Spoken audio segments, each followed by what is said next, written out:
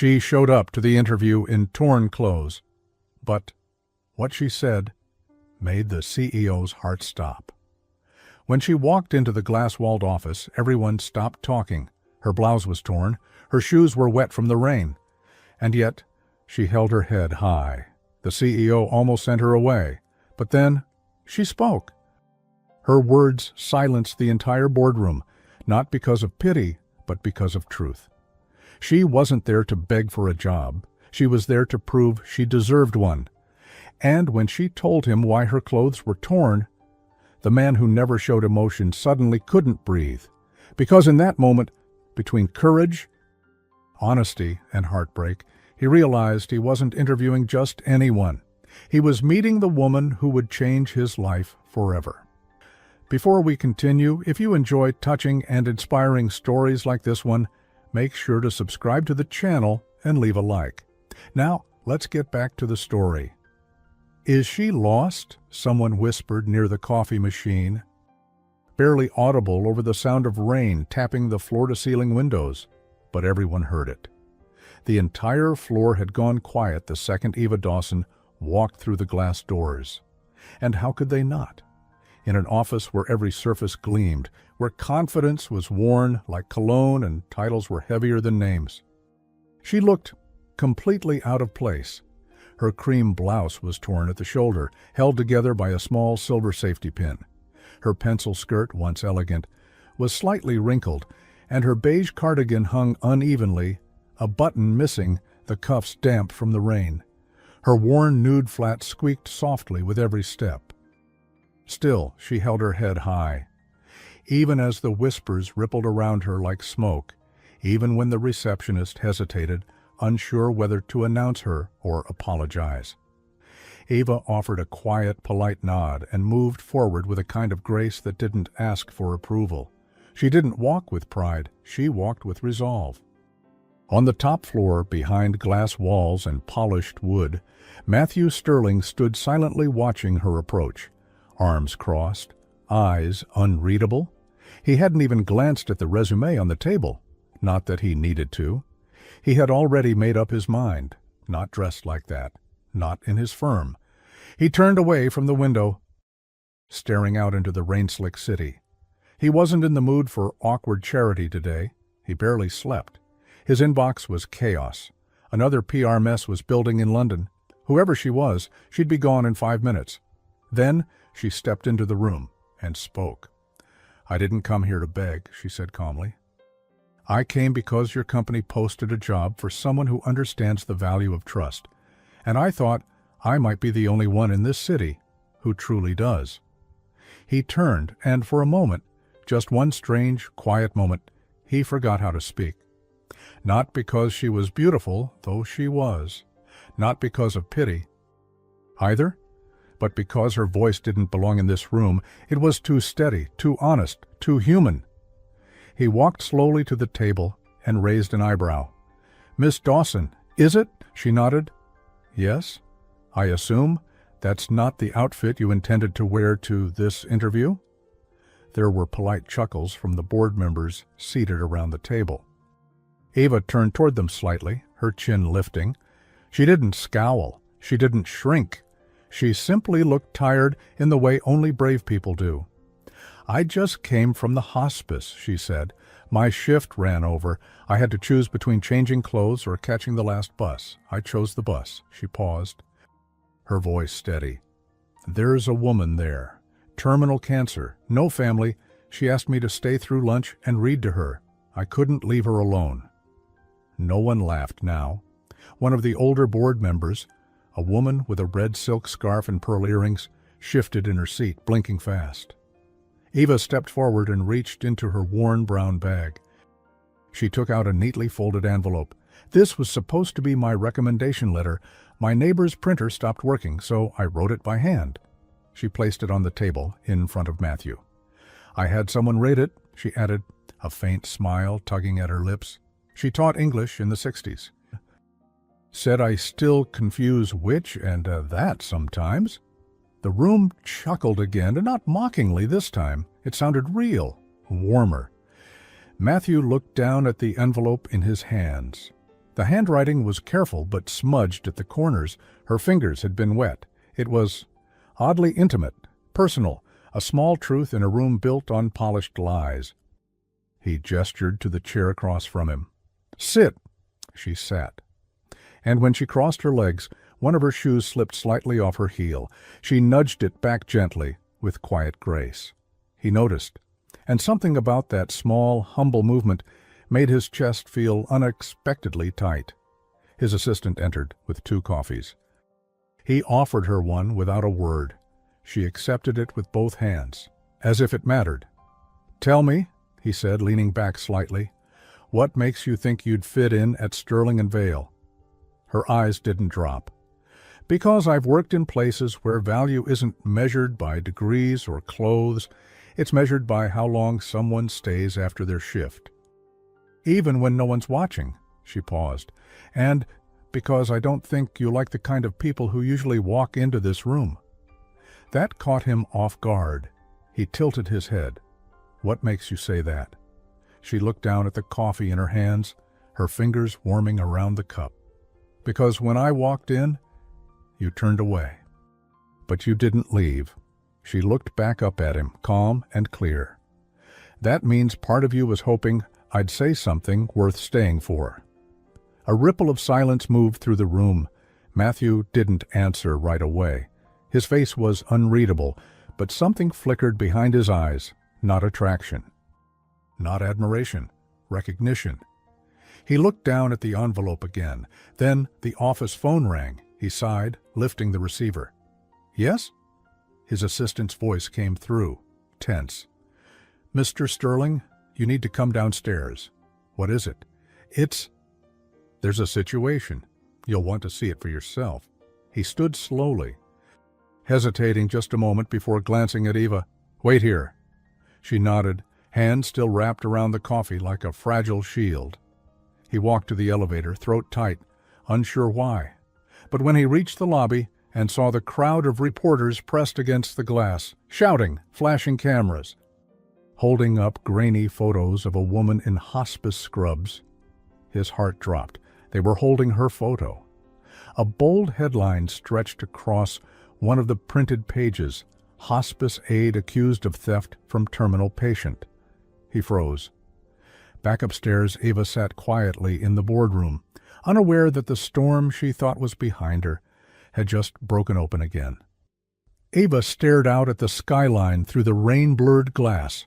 The coffee in her hands was now lukewarm, but she hadn't put it down. She didn't want to. It felt like the only solid thing left between her and the rest of the world. The boardroom was silent, too silent. Someone coughed softly. Another cleared his throat. She glanced at the long, polished table, where a dozen people in suits had gone from judgmental to uneasy. She knew this feeling. She'd felt it the day she was escorted out of the hospice office, not even given a chance to explain. A few chairs creaked as someone stood. Then came a whisper from the far end of the room, not directed at her, but not hidden either. "That's the girl from the article, isn't it? The one with the inheritance scandal." Ava's heart didn't race. It stilled. She turned slowly, eyes meeting the voice. A younger board member, maybe early 40s, hair slicked back, tie too perfect, was looking at his phone under the table. When he noticed her watching, he didn't even flinch. He just smirked, like he'd caught her. Ava didn't speak. She simply set the coffee down with quiet precision and folded her hands in her lap. Outside the room, the muffled echo of voices was getting louder. Elevator doors opening, the unmistakable sound of camera shutters.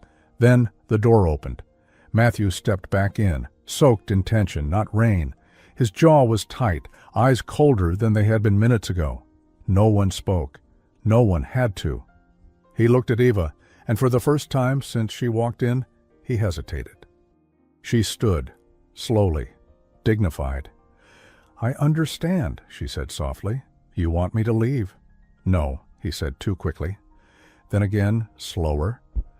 "No, but I do need you to tell me what's going on." His voice had changed. It wasn't sharp, not quite, but the softness was gone.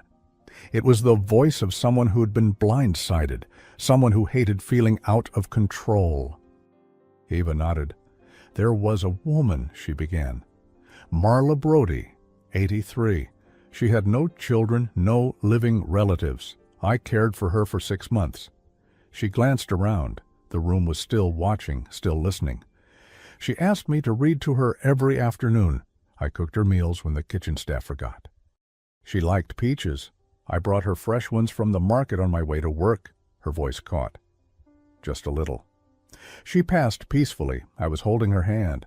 A week later, I was told she had left me money in her will, a small amount, enough for my student loans. And then," she exhaled, "then a woman showed up claiming to be Marla's niece. She said I manipulated her aunt into leaving me the money, said I stole from her while she was dying." A pause. Not for drama, but to swallow something harder than words. "The hospice believed her. I was suspended, and when I tried to speak with the director privately, she said the board didn't want a scandal." Matthew said nothing. Neither did anyone else. So she reached into her bag again and pulled out a folded, worn photograph. It showed an older woman in a sun hat, smiling from a garden bench, with Eva sitting beside her, both laughing, one holding a bowl of sliced peaches. "She wanted me to have this the day before she passed." Matthew walked over. He took the photo, studied it. His expression didn't change, but his grip on the edge of the picture tightened slightly. A small, almost imperceptible reaction. Behind them, the board shifted in their seats. "Whether you believe me or not," Eva said quietly, "I still believe in doing what's right. Even when no one's watching." He looked up. She met his eyes, and for a moment everything around them disappeared. It was just two people, one trying to protect a legacy, the other trying to reclaim her name. The moment was broken by a knock at the door. His assistant appeared, hesitant. "Mr. Sterling, the press won't leave the lobby. They want to comment." Matthew didn't blink. "About her?" She nodded. He turned back to Eva. She straightened her shoulders. "I can leave through the back," she offered. "You don't owe me anything." He studied her for a long second. Then he said something no one expected. "Come with me." She froze. "What?" "Downstairs," he said simply. "You don't hide from lies. You face them." The board murmured. One or two outright objected. But he was already walking, and without fully knowing why, Eva followed. The elevator was quiet, cold. Their reflections in the mirrored walls looked like strangers. Him in a $1,000 suit, her in worn shoes and a blouse held together with a pin, but she wasn't trembling. Not anymore. When the doors opened, the flash of cameras was blinding. Matthew stepped forward, shielding her slightly with his frame. He raised a hand. "Ms. Dawson is a candidate, not a criminal. If anyone here would like to discuss the value of compassion over clicks, my team will be happy to set up a meeting." One reporter yelled, "Is it true she manipulated a patient for inheritance money?" Matthew glanced at Eva, her lips parted, just slightly. But she didn't answer. He did. "No, it's not." Another shouted, "Then why did the hospice suspend her?" He met the reporter's gaze. "Maybe for the same reason some of you are standing here now. Assumptions." The crowd quieted, and Eva realized something strange. He had just defended her, publicly, not because he believed every word, not yet, but because in that moment he decided she deserved more than a headline. They stepped into the waiting car in silence. Rain tapped the windshield. Eva stared down at her hands. "I didn't expect you to do that," she said finally. Matthew didn't look at her. "She left you peaches?" he asked instead. She smiled faintly. "Every Wednesday." For a second he smiled too. Just a flicker, a passing thing. But it was real. And then his phone buzzed. He picked it up, eyes scanning the screen, and went completely still. Eva turned to him, sensing the shift. "What is it?" He slowly lowered the phone. And for the first time since she met him, she saw something behind his perfect posture crack. He turned to her. "Someone just leaked a letter from Marla Brody's lawyer." She blinked. "What does it say?" His eyes met hers. "It says she didn't just leave you money, Eva. She left you the house." The car ride was quiet. Eva kept her eyes on the rain-streaked window, watching the city blur past like smudged paint. She wasn't sure if her silence was a defense or just disbelief. A house. A house? She'd barely had time to process the whisper of a small inheritance, enough to pay off her loans and maybe fix the front steps of her apartment building. And now she was being told she had been left an entire house. Matthew, seated beside her, was still reading the digital copy of the lawyer's letter on his phone. His brow furrowed, his jaw clenched in that same quiet way she was beginning to recognize, the way people look when they're not sure if they've just uncovered a problem or a truth. When he finally looked up, his voice was lower than before, calmer. "It wasn't just a gift," he said. "Marla Brody filed official papers 3 days before she passed. She named you as her legal beneficiary. It wasn't contested, not at the time." Eva turned toward him slowly. "Why would she leave me that?" He tilted his head, eyes searching her face. "Maybe she trusted you more than her family." "I didn't know she had any family." "She might not have, or maybe someone appeared after the fact." Conveniently, she let out a soft breath. "That's why the story leaked," he nodded. "Who leaked the lawyer's letter?" she asked. He hesitated. "We're looking into it." That was all he said. But Eva could feel it, the pressure, the shift. Her story was no longer just hers. It had become something people could twist, publish, weaponize. The car pulled into an underground parking garage, sleek concrete, dim lights. The kind of place where important decisions get made in silence. As the doors closed behind them, Eva let out a breath she didn't know she'd been holding. "Where are we going?" "My office," he said. "The private one." Of course he had more than one. They took a back elevator to the 22nd floor. No boardrooms, no glass walls, just a quiet hallway with soft lighting and a heavy wooden door at the end. Inside, his private office felt different. Warmer somehow, less intimidating. There were books on the shelves that looked like they'd actually been read, a framed photo of a sailboat on the wall, and a half-full mug on the desk beside a bowl of almonds. "You can sit," he offered, taking off his jacket and laying it neatly on a chair. Eva sat. "I'll have someone bring lunch," he added. She gave a small smile. "I wouldn't say no to something warm." He paused, then stepped out. For the first time in what felt like hours, she let her shoulders fall. Her blouse still clung to her skin from the earlier rain. The torn seam near her shoulder had held, but barely. She glanced down at the safety pin, still there, still doing its job. When he returned, he held 2 warm containers. "I had someone bring soup, lentil. Hope that's okay," she nodded. "That sounds perfect."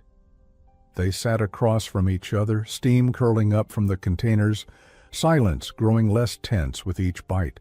For a moment, they weren't a CEO and a scandal, just 2 people eating soup, letting the heat undo the cold. Matthew spoke first. "She gave you something most people spend their whole lives chasing, a piece of permanence." Eva stirred her spoon. "I never asked for it. I don't think that mattered to her." She looked up. "You think I should keep it?" "I think you should find out what it means before you decide to walk away from it." Their eyes held for a long second. She could see something in him now that she hadn't earlier. Not just control, not just power, but a kind of loneliness that wasn't loud, the kind that hides under structure and schedules, the kind that only notices itself when someone like her walks in and doesn't flinch. He stood and walked to his desk. "There's more," she stiffened. "She left you a letter." Eva blinked. "What?" He picked up a scanned document from the tray and handed it to her. Her name was written in shaky but deliberate cursive at the top. Underneath it, one simple sentence. For the one person who never made me feel like I was waiting to die. Her fingers trembled slightly. Matthew didn't speak. He didn't have to. Outside the window, the rain was beginning to lighten. The clouds were still thick, but something in the air had shifted. She could feel it. But just as the weight of the moment began to settle, his phone buzzed again. He checked it. His face darkened. "What is it?" she asked. He exhaled slowly. The woman claiming to be Marla's niece just filed a formal petition. She's contesting the will. Ava felt the warmth of the soup turn cold in her stomach. She's asking for a public hearing. Matthew looked up. She wants to prove you manipulated a dying woman. Ava sat back in her chair. And if I lose? He didn't blink. She gets the house, and your name gets dragged through a courtroom. Her hands tightened around the paper. But there's something she doesn't know, he added. What? He walked to the window, stared out at the pale gray city. There's a recording. She stood slowly. What recording? He turned to face her. The day Marla signed the papers, my firm recorded the meeting, standard protocol for end-of-life legal arrangements. No one ever thought we'd need it. Eva's heart jumped. And you still have it? He nodded once. We do. She took a breath, a real one, like she hadn't breathed since stepping into his office. But then he said something that froze her again. There's just one problem. That footage, it's missing. The footage is missing. Ava's voice was flat, and not from anger, not even shocked. Just the kind of quiet you reach when you've run out of places to store disappointment. Matthew nodded. Slowly. It was archived under standard procedure, secure, private server, but when we checked this morning, it was gone. Gone as in deleted? He looked at her. Gone as in someone wanted it gone. Ava lowered herself back into the chair, the soup now untouched between them. The warmth that had begun to thaw the room had disappeared again. Swallowed by the weight of what that meant, her mind was spinning, not with panic, not yet, but with a kind of reluctant focus. She was used to things being taken from her, time, assumptions, dignity. But this was different. This was intentional. Could the woman, Marla's niece, have had access to it? She wouldn't even know where to look, Matthew replied. But someone on the inside might. That hung between them like fog. You think someone from your own firm erased it? She asked softly. I think someone is playing a long game, and whoever they are, they're counting on you walking away. Ava leaned forward, her hands folded tightly in front of her. I'm not. He studied her. Her torn blouse, the loose cardigan, that single safety pin that had held everything together from the beginning. And yet somehow she looked unbreakable. Then neither am I, he said quietly. There was a long pause. The city stretched below them, unaware of the storm forming in this office, not the kind made of thunder or headlines, but the quieter kind, the kind that builds in people who have everything to lose, and still choose to stay standing. I'm going to assign someone to help you, Matthew said. Eva's brows drew together. Help me. You're going to be watched, followed. They'll dig into your past, every job you've ever worked, every email you've ever sent. You're about to become a headline.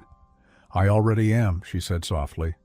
Yes, he agreed, but now we decide what the story becomes. She looked down at the paper Marla had left her, that one sentence, more powerful than any contract. For the one person who never made me feel like I was waiting to die. A knock at the door broke the silence. Matthew's assistant stepped in, holding a small stack of folders and a dry gray umbrella. The PR team wants to prep a statement. Matthew didn't move. Tell them to wait. And your driver's here. He glanced at Eva. I can have you taken home? She hesitated. I take the bus? His mouth twitched. Still? She shrugged. It's where I think best. He reached for the umbrella. Then I'll walk you to the stop. You don't have to. I want to. It wasn't a grand gesture, It wasn't romantic. It was something simpler. A man who didn't trust easily, quietly deciding to show up. They walked side by side through the lobby, Ava keeping her eyes down to avoid the lingering stares. Outside, the rain had thinned to a drizzle. The air smelled of wet pavement and last chances. They reached the corner bus stop, empty at this hour, and stood beneath the small overhang. "I used to live 3 stops down," Matthew said suddenly. "Years ago, before all this." She turned to him, surprised. "You took the bus?" He nodded. "When my father passed, I couldn't afford a car. My mother and I shared a pass. I'd walk her to work, then ride in for interviews." He didn't explain why he was telling her. He didn't need to. She smiled just slightly. "And now you own the building the bus stops in front of." "Somehow," he said dryly. "And yet it still smells like wet rubber and regret." She laughed, not loudly, but real, and he looked at her like it was the first time he'd heard her laugh at all. It did something to him, something quiet. The bus appeared, headlights slicing through the mist. She stepped forward, then paused. "Thank you for standing by me." He opened the umbrella and held it over her as she stepped onto the first stair. "Don't thank me yet," he said. "We still don't know who's trying to bury that footage." She hesitated, then reached into her bag and pulled something out, the same photograph of her and Marla. Laughing in the garden, she handed it to him. "Keep it, just in case you need to remember who I really am." Their fingers touched. It wasn't planned, wasn't long. But it lingered, like the warmth of shared soup on a cold day.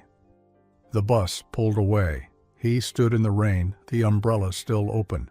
When he looked down at the photo again, he noticed something. In the background of the picture, half hidden behind a trellis, was a man in a dark jacket watching. He turned the photo to the light. He'd seen that face before, and it wasn't a hospice employee. Matthew stared at the photo for a long time after the bus disappeared down the rain-slick avenue. He knew that face. The angle was blurry. The shadows worked hard to obscure it. But you couldn't forget certain people once they'd looked you in the eye across a negotiation table, or after they'd smiled while stabbing a pen through your father's legacy. His name was Damian Reese, private investor, private. Smooth as polished marble, smiled with his teeth but never with his eyes. Years ago he had tried to buy out Sterling and Vail during a vulnerable stretch, not with money but with pressure, rumors, back-channel whispers, quiet sabotage. Matthew had stopped him then, but he hadn't known Damian had any connection to the hospice. Or to Marla Brody. He pulled out his phone and sent the photo to his head of security with a short message. "Find out when and why Damian Reese was at this facility. No delays." He didn't wait for a reply. Instead, he returned to his private office and sat alone, the photograph resting on the edge of his desk like a question that already knew its answer. Ava walked into her apartment just after 8 p.m.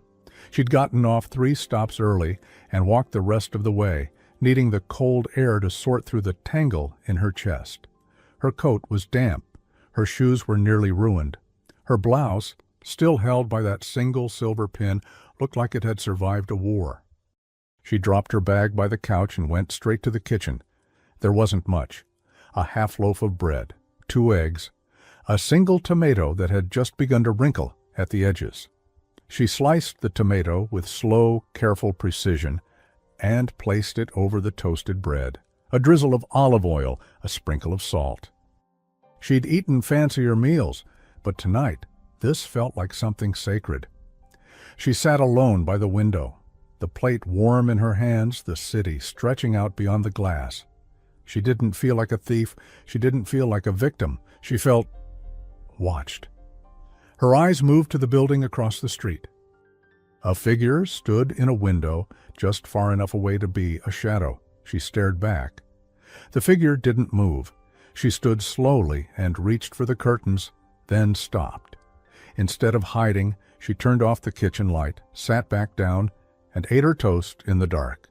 If someone wanted to see her, let them. Let them see a woman who refused to shrink. The next morning, Matthew called her. "I need you to meet someone," he said. "You'll want to hear what he has to say." He didn't give details, just an address. A small, sunlit cafe near the courthouse, tucked between two bookstores.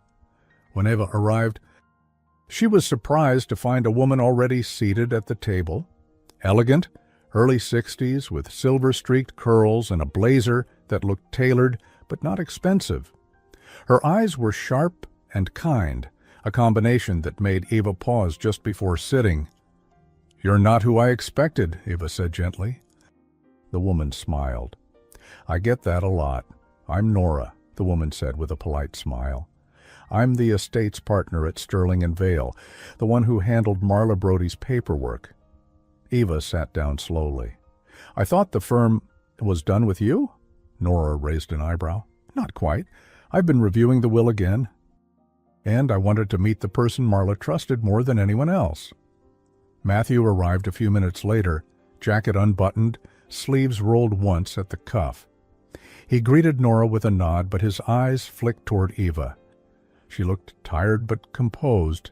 A different kind of tired, the kind you earn when you've stopped waiting for someone else to fight your battles. The waitress came by. Eva ordered a black coffee.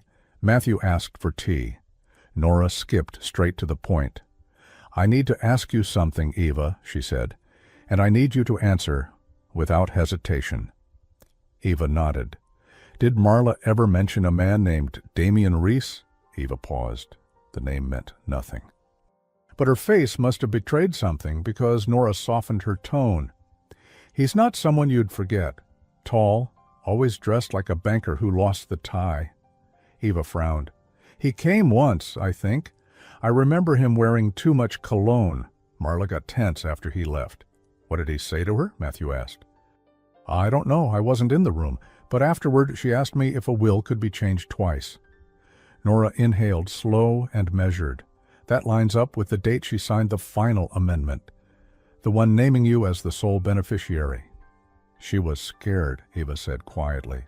"But not for herself. She told me, 'They're going to twist it. Promise me you won't let them.'" Matthew leaned forward. "Damian Reese has connections with multiple long-term care facilities. He targets vulnerable estates, manipulates relatives, files disputes just long enough to drain people in court." Eva stared at him. "And now he wants the house." "No," Nora said. Firm and clear. "He wants what's buried under it." Eva blinked. "What do you mean?" "Marla's husband was a collector," Nora explained. "Books, art, rare manuscripts. It's possible, likely even, that something valuable is still in the house, something that was never declared in the estate." Eva felt her stomach turn. "And if it's not listed in the will?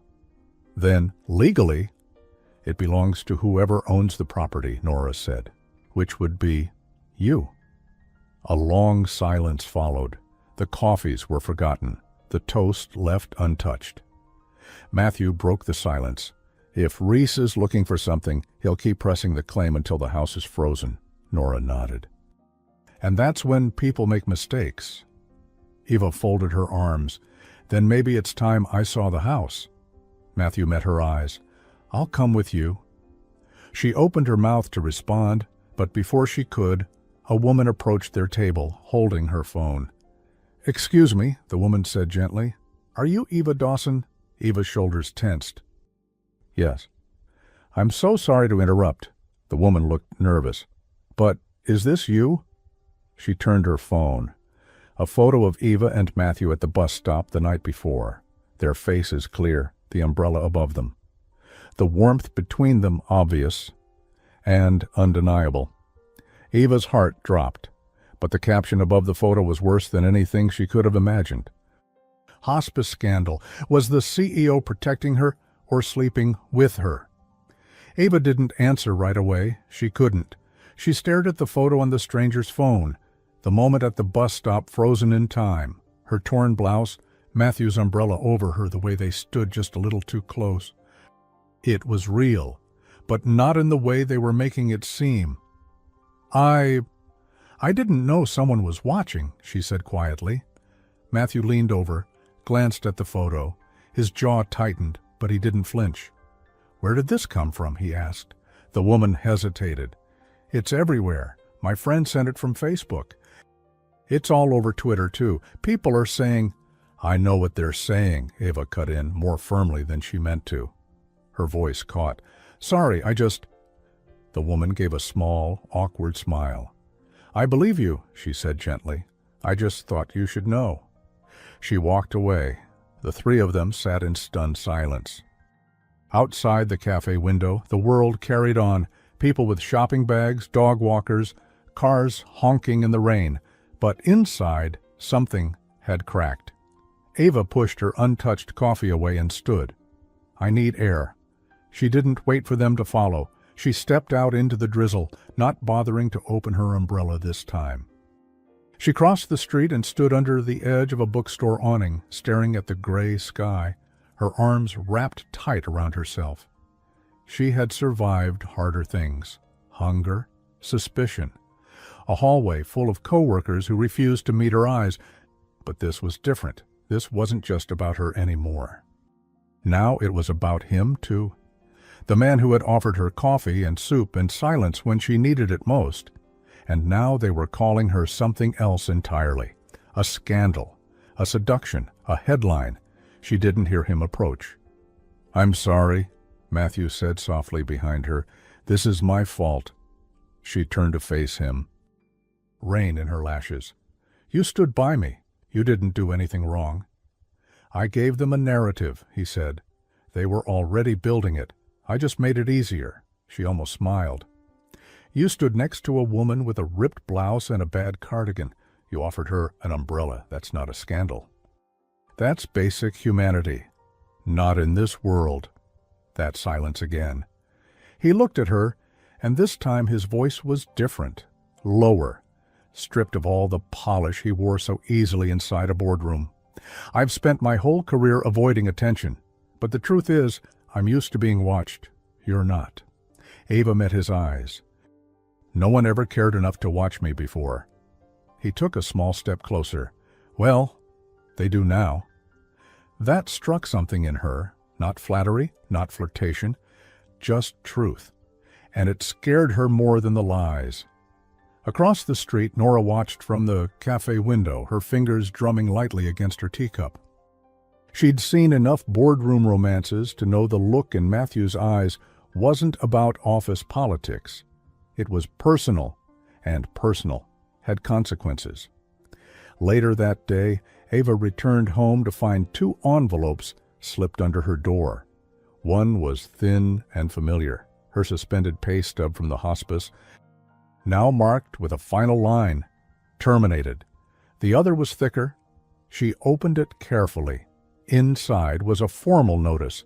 Her name had been added to a civil complaint, filed by Vanessa Reese, an alleged heir to the Brody estate, a Reese relative by marriage, with no blood ties to Marla.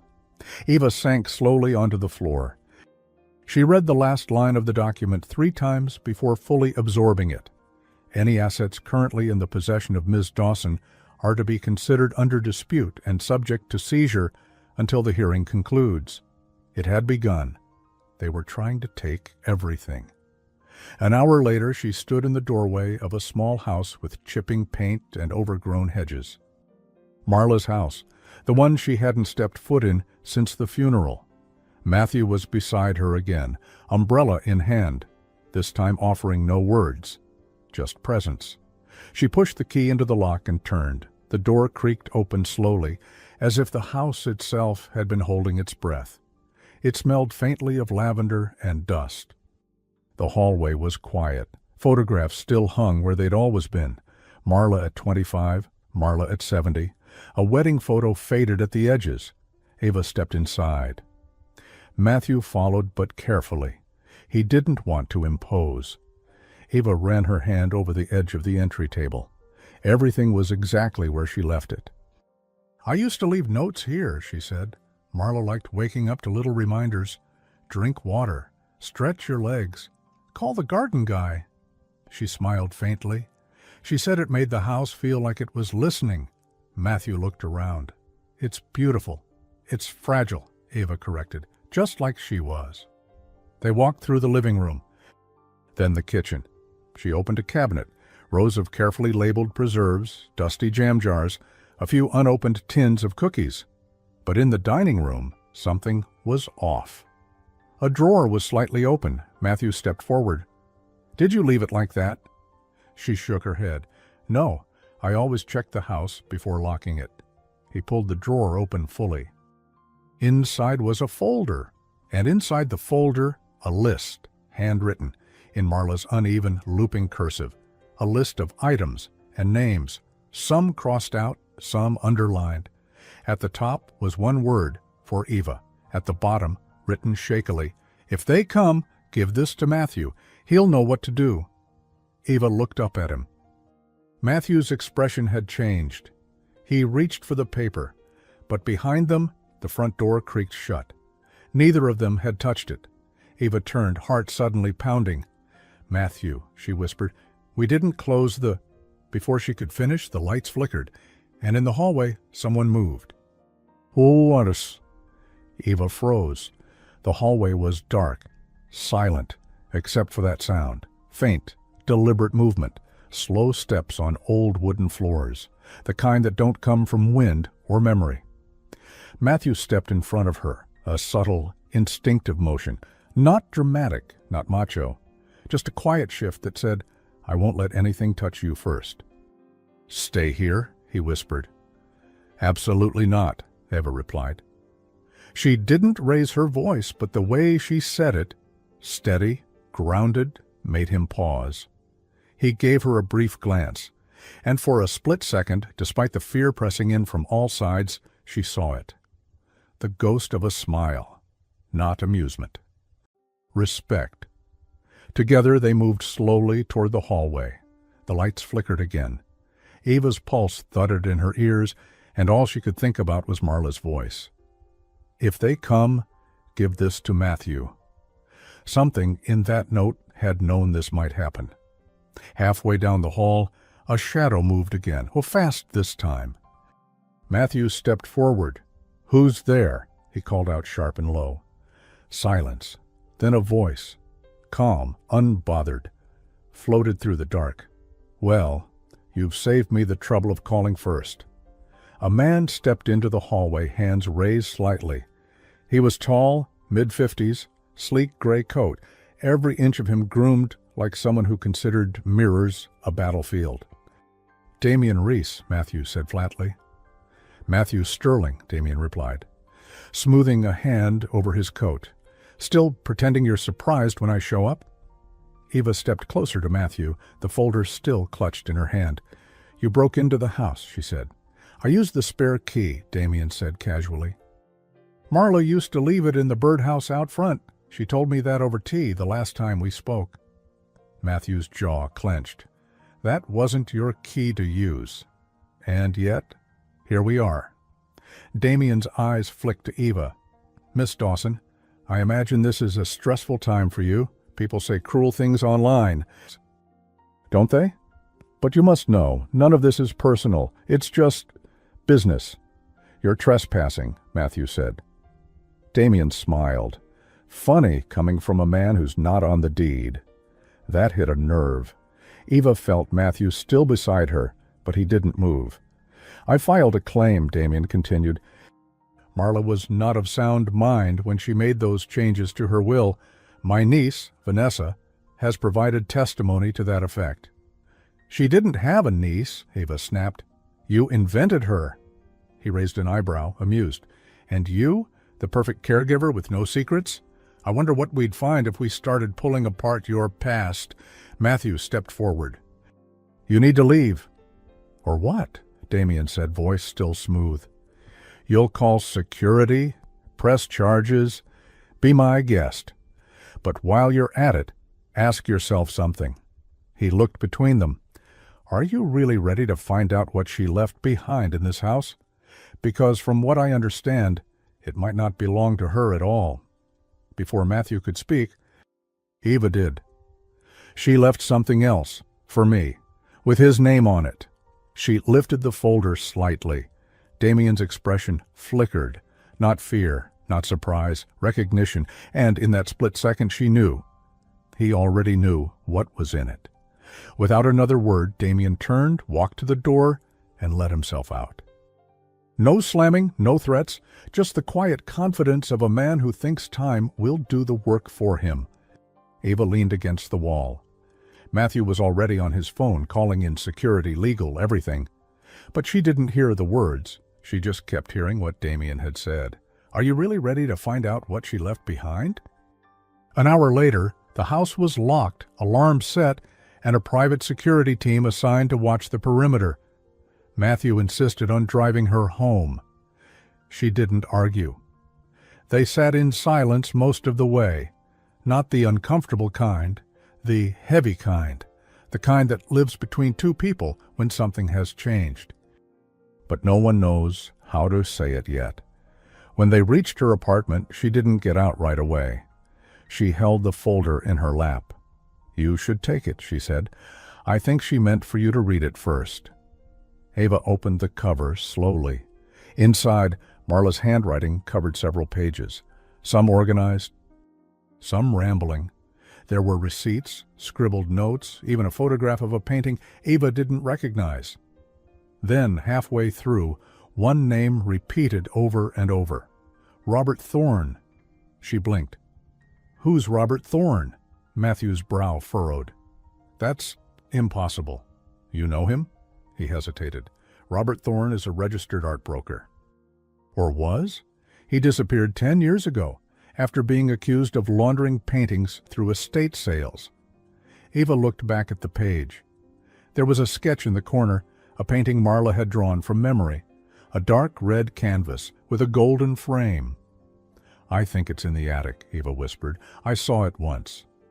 She called it The Lie We Never Told. I thought she was joking.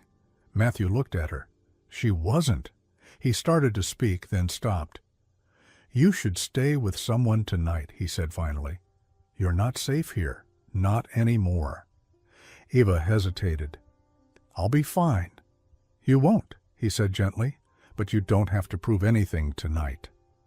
She searched his face for a trace of condescension. There was none.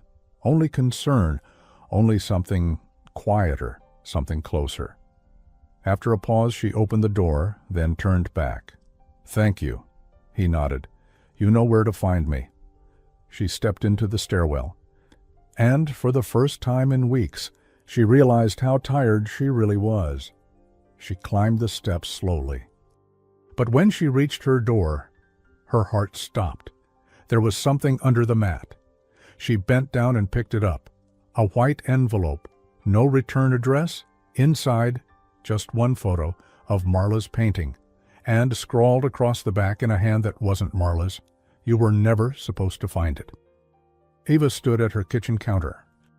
The envelope still open, the photo of Marla's painting lying face up beneath the glow of a single overhead bulb. The red canvas, the gold frame, familiar now. But it was the writing on the back that kept echoing through her mind. You were never supposed to find it. She turned the photo over again, fingers trembling, and stared at the image. It looked abstract at first glance, swirls of crimson and rust, a single dark line through the center. But the more she stared, the more she saw. A face, hidden in the brushstrokes. Eyes that didn't quite meet your gaze. Was it symbolic, or was it literal, or was it? And who had left this photo at her door? She didn't sleep that night. Instead, she sat curled on the couch, knees pulled up, the envelope still in reach. By morning, she had made a decision. She was going back to the house. Matthew met her at the gate just before 8 a.m. The sky was still gray, the air thick with the kind of silence that only comes before answers.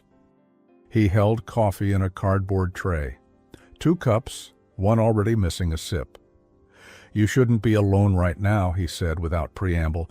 I figured if I came early, you wouldn't get a chance to argue with me. Ava took the second cup and smiled. I wasn't going to. They walked together toward the front door. The security team had done a sweep earlier. No signs of tampering overnight. The windows were intact.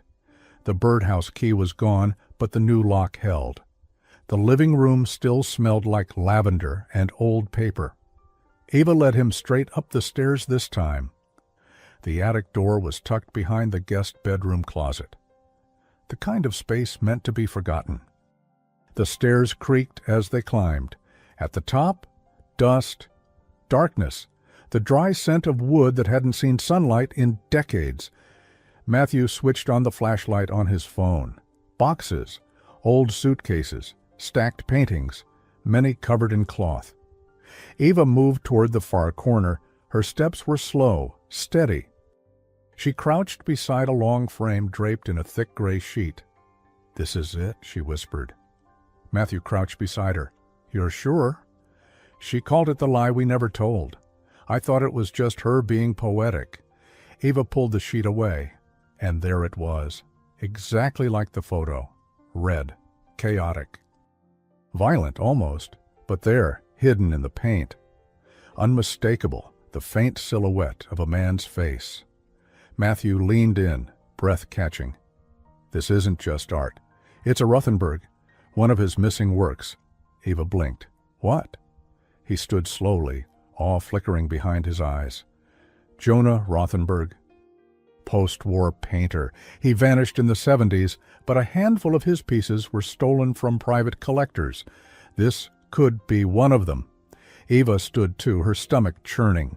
So Marla was hiding stolen art. Or protecting it. He turned to her. "Eva, if this is real, it's worth millions." She stepped back instinctively. "I don't want millions." "You have them, whether you want them or not." She crossed her arms tightly. "This doesn't make sense. She never talked about money. She lived so simply. This house isn't even updated. She still used cassette tapes for audiobooks." "Maybe that's why no one looked here," he said. "Because she made herself invisible." Eva sat down on an old wooden trunk, overwhelmed. "She once told me," she whispered, "that there are people who collect silence, people who know things and carry them until it's safe to speak." Matthew crouched in front of her. "She trusted you with something she couldn't say aloud." For a long moment, Eva didn't speak. Then, softly, "There's something I haven't told you." His expression didn't change. He waited. "I wasn't always the perfect caregiver they make me out to be." She swallowed hard. 10 years ago, I took a job in a private home. Elderly man, dying. The family accused me of manipulating him for money. Same story, but I didn't take anything. I didn't even know he was rewriting his will." Matthew didn't flinch. "I was cleared, eventually, but the damage was done. My name was on forums, gossip boards. I changed cities, started over again." He studied her. "You thought I'd change my mind about you if I knew. Wouldn't you?" He shook his head. "No, just like that. No drama, no judgment, just belief." She felt tears prick the corners of her eyes, not because of the past, but because she was finally telling someone, and they stayed. Then he said something she didn't expect. "I know what it feels like. To be accused of something that ruins your name before anyone asks what really happened." Eva looked at him. He rarely talked about his past. He never volunteered emotion. "My father," he said. "There were whispers before he died. Embezzlement, fraud. None of it true, but the board didn't wait. They stripped his name from the firm. I had to rebuild it just to give it back to him after he was gone." Eva exhaled. So that was the weight he carried. Not perfection, not pride, redemption. They sat in silence for a long moment. Then Matthew stood and turned back toward the painting. "We have to get this authenticated, protected. If Damien suspects what's really in this house..." Eva stood beside him. "Then he's not after the will." "He's after this," he nodded, but just as he reached for his phone, it buzzed. He answered. "Sterling." A pause, then a shift in his face. "Are you sure?" Another pause. His jaw clenched. "I understand. Send me everything, now." He hung up. Eva's heart tightened. "What happened?" He turned to her. "Someone filed a restraining order against you." What? On behalf of Vanessa Reese, claiming harassment, and she included a video, a doctored clip from your hospice days, made to look like you were arguing with Marla. Ava stepped back, horrified. That never happened. I know, he said, but in court, timing matters more than truth. She clenched her fists. What do we do? He looked at her, steady. We fight back. The courthouse hallway smelled like anxiety, paper, bleach, and coffee gone cold. Ava sat on the edge of a bench just outside the clerk's office, her hands folded tightly in her lap. Her name was everywhere now, in headlines, in whispers, in legal documents filed by a woman who did not exist. The restraining order had gone public within 12 hours. Clickbait sites had already chosen their side. The narrative was clean. Young caregiver manipulates elderly widow, seduces CEO, fakes grief for inheritance. No one wanted the truth, just the headline. Matthew paced beside the bench, phone pressed to his ear. His voice was low, clipped, a man managing fire on all sides. Yes, I saw the video. Yes, I know it's doctored. We'll counterfile under defamation. No, not a statement. Not yet. The more we explain, the more we feed it. He ended the call and turned to Eva. They're trying to bury you in paperwork, make you look unstable before the will hearing. She looked up at him. And it's working. Not if we go public first. Eva blinked. You want me to give an interview? Not just an interview, he said. A truth, on your terms. I'm not like you, she whispered. I can't walk into a room and silence it. I don't wear armor when I speak. I just speak. That's exactly why it has to be you, he said gently. She stood and walked toward the window at the end of the hall. Outside, a light drizzle turned the city into glass. Down below, people moved with umbrellas like chess pieces, unaware of the quiet war being fought in their name. I didn't want any of this, she said. Not the house, not the attention. I just wanted to be useful, to be good. You are. She looked at him. Then why does it feel like I'm losing? He took a step closer. Because you're not used to being seen. She didn't move, and neither did he. But something in the air between them did.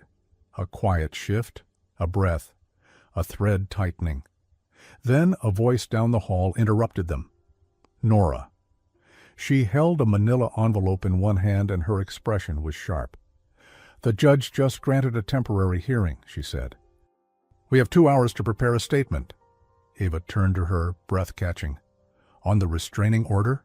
Nora nodded. If you stay silent, it stands. Which means you won't be allowed near the house, the will documents, or Matthew. Not until the next hearing. Matthew's voice was like steel. That's not happening. Nora stepped closer, handed Eva the envelope.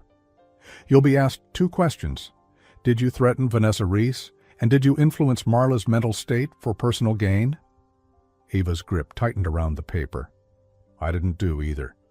Then tell them that, on record, on your feet. On. With your voice, a pause. Then Eva nodded. In the small hearing room, the walls were beige, the lighting fluorescent. It looked nothing like the movies. There was no jury. Just a tired judge, a court recorder, and the sharp-eyed attorney representing Vanessa Reese. Eva sat at the table beside Matthew and Nora. Across from them sat the woman from the gossip photo, smug, younger, her hair pulled back too tight, her blazer pristine.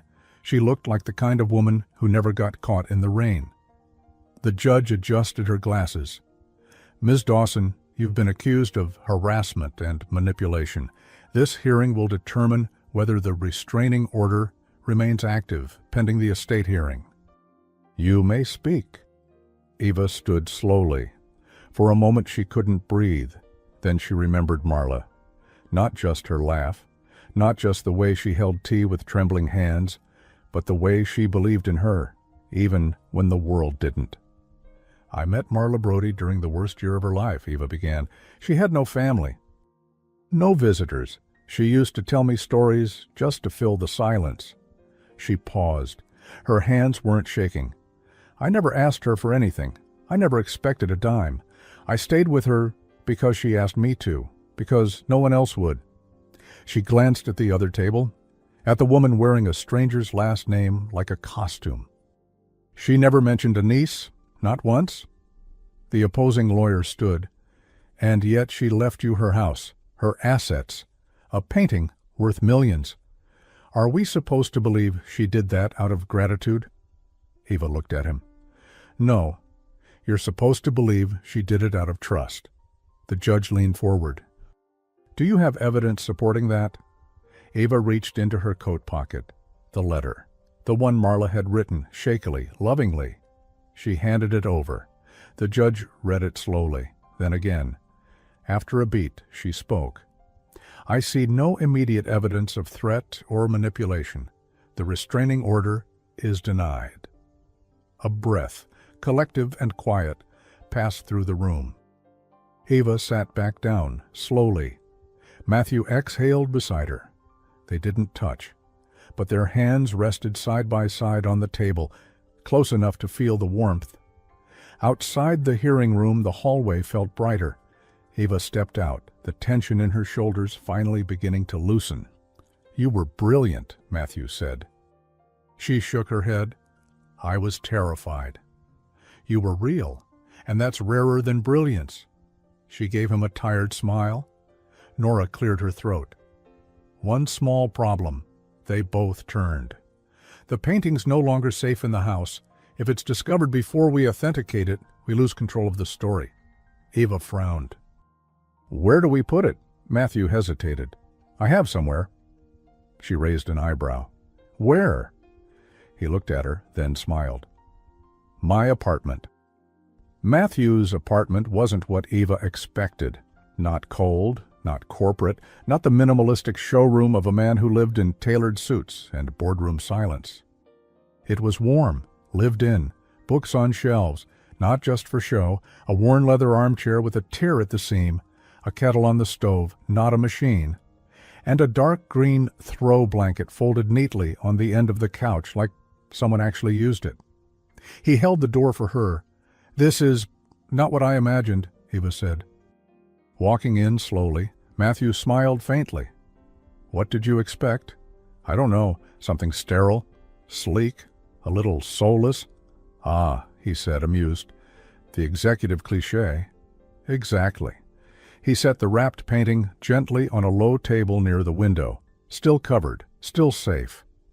"Well, I've learned to keep some things soft." She looked at him, and not just with her eyes. There was something different in the way she moved now. Still guarded, still careful, but with less fear of taking up space. "Tea?" he offered. She nodded. "Yes, please." He moved into the kitchen. The sound of water running, cupboard doors opening.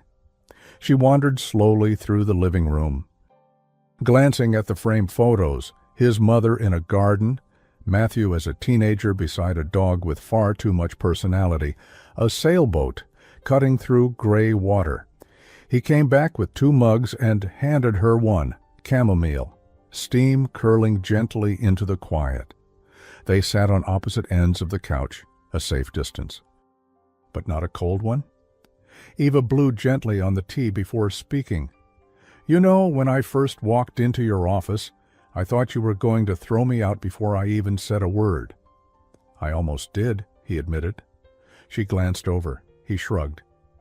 "Not because of you. Because I'd already decided what I expected. And you didn't fit. And now?" He looked at her over the rim of his cup. "Now I know that's exactly why I should have listened." She looked away, almost smiling.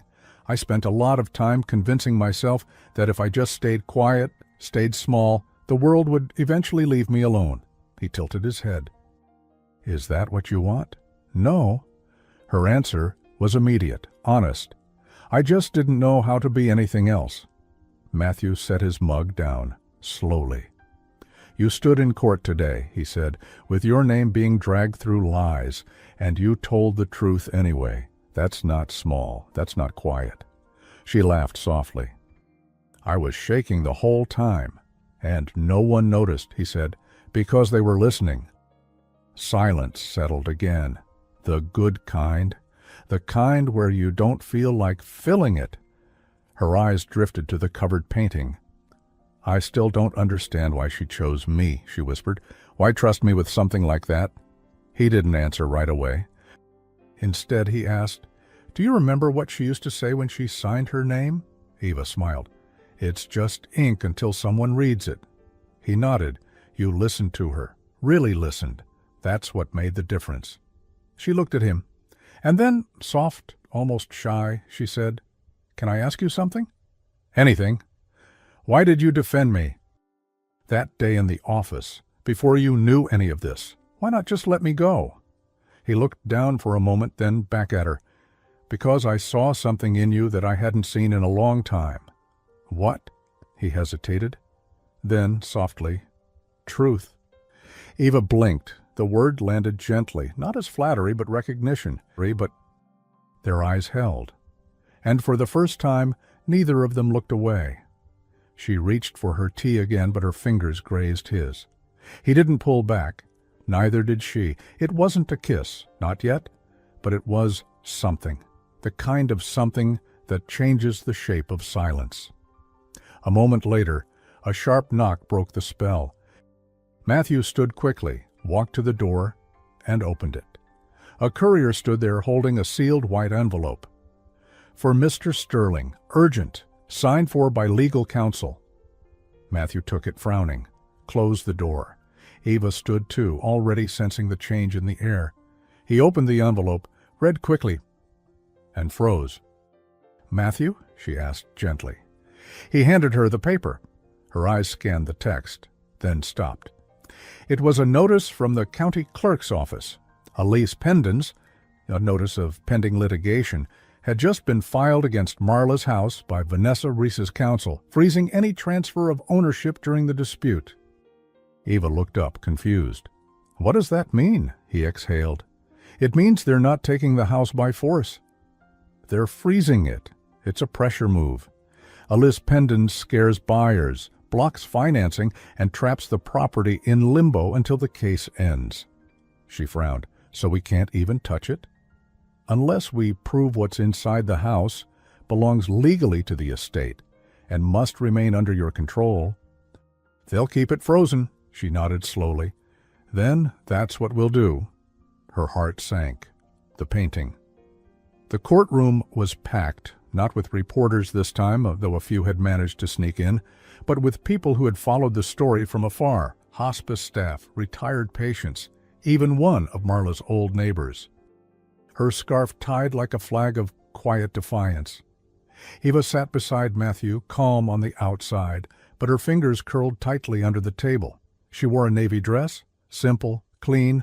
Her blouse was no longer torn, but she still wore the same silver safety pin, pinned now to her collar like a quiet emblem. A reminder of everything she'd held together. The judge entered. The opposing counsel was already preparing to pounce. They had documents, arguments, accusations. They had tried every backdoor power move possible, but now, in this room, it came down to evidence, to truth. Matthew stood first. He presented the signed will, the handwritten letter, and the itemized list Marla had left behind, the one with the painting at the very top. Then, finally, the painting itself was unveiled. Gasps echoed softly through the room as the red canvas caught the light. It was more than art. It was memory, loss, silence and sound colliding on a single surface. The expert they'd brought in presented a sworn affidavit, a preliminary authentication confirming the signature matched Jonah Rothenberg's work. Estimated value up to $7.4 million, pending full verification. It was real, earned, and dangerous to challenge. The attorney representing Vanessa Reese stood flustered, arguing that such a discovery proved Eva had manipulated Marla, that a painting of that value surely influenced the will. Matthew spoke before Eva could. "It was hidden in the attic," he said clearly, "behind boxes, forgotten. We found it days after the will was filed. If Eva had been after it, she never would have waited this long to find it. But more than that, he paused, then looked directly at the judge. She didn't want it, even when she knew what it was worth. The room fell into a hush. The judge leaned forward. "Ms. Dawson, do you wish to retain the painting?" Eva stood. Her voice didn't tremble. "I wish to honor Marla's choice," she said, "but I don't want the painting. I never did." She turned to the court. "I want the house. I want the garden. I want to sit on her porch and remember that someone once trusted me when the rest of the world didn't." The judge looked down at the paperwork, then back at Eva. "This court sees no credible evidence of manipulation or fraud. The will stands. The estate belongs to Ms. Dawson." On a related motion, the judge added, "The Elias pendants filed against the Brody property is hereby dissolved for lack of credible basis." Eva exhaled. Matthew glanced at her with a faint smile. "The cloud's gone," he said quietly. "It's all yours now." The judge signed the final order, closing every motion still tied to the Brody estate. With the Elias pendants dissolved and the title cleared, the property was officially released from any claim. The house, and everything within it, now belonged solely to Eva Dawson. A beat passed, then the gavel dropped. Eva closed her eyes, not because she was overwhelmed, but because she finally felt peace. Outside, the autumn sun had broken through the clouds.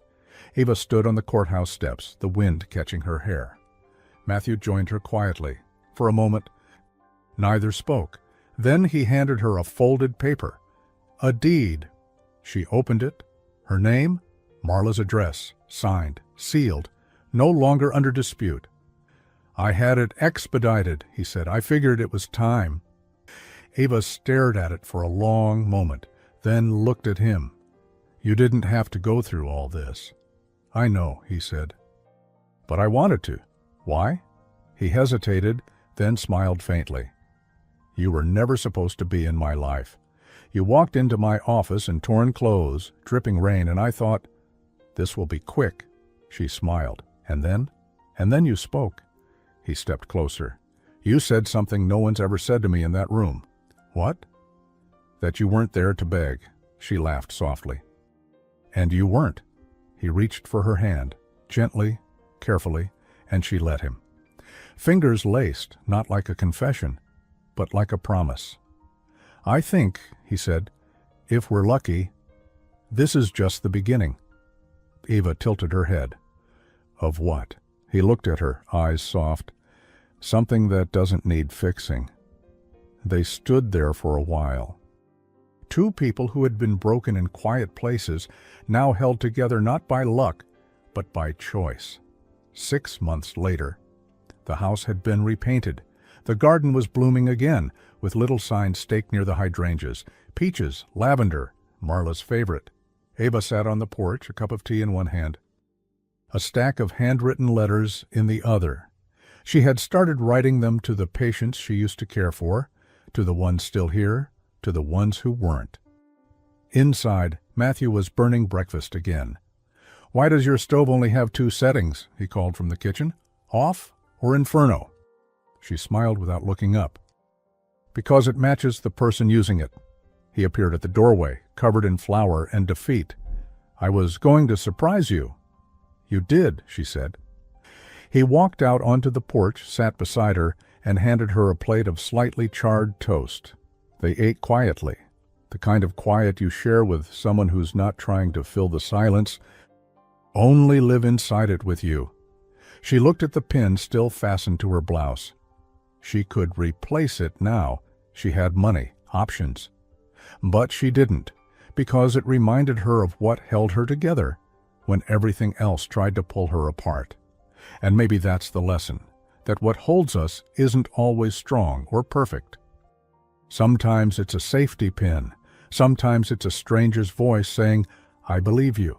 Sometimes it's love, found not in grand moments, but in quiet ones, the kind you never see coming and never want to let go.